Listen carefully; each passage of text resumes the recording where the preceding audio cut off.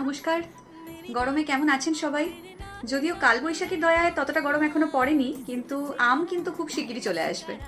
আম কতটা খাওয়া যাবে একবারে, এই প্রশ্নটা খুব কমন। আজকে ভিডিওটা অবশ্যই সেভ করে রাখুন, কারণ আজকে আমি আপনাদের বলবো আম খাওয়ার 3টে মেজর টেকনিক। ভিডিও শেষে আমি আপনাদের জানাবো ডায়েটে আম রাখার একটা স্পেশাল ট্রিক।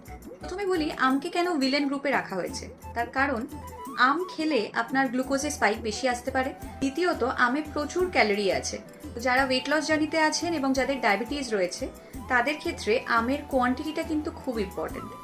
প্রথমত, কতটা আম খাবেন। আমটা কাটার সময় 3টে পার্টে কাটা যায়, 2টো সাইড পিস এবং একটা মিডল পিস। তো একবারে আপনি 3টে পিসের মধ্যে যে কোনো একটা খেতে পারেন। এবার নিশ্চয়ই মন খারাপ হয়ে গেল যে মাত্র একটা পিস। তাই জানাবো আম খাওয়ার দ্বিতীয় নিয়মটা।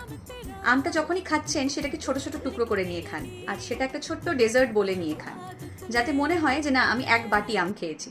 Third and the most important point, আমটা কখনোই খালি পেটে খেয়ে ফেলবেন না বা শুধু আম খাবেন না।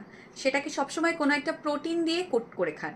যেরকম আইদার আপনি ম্যাঙ্গো মিল্কশেক বানিয়ে খেতে পারেন, বা একদম বেসিক দুধ মুড়ি আম খেতে পারেন, নয়তো আপনি আমের সাথে কিছু সিডস অ্যাড করে নিন, বা আম খাওয়ার আগে কয়েকটা পেস্তা বা আমন্ড খেয়ে নিন। যারা আম খেতে ভয় পাচ্ছেন তারা চটপট ভিডিওটা আগে সেভ করে নিন। কমেন্টে লিখে জানাতে ভুলবেন না আপনি আম কিভাবে খাচ্ছেন।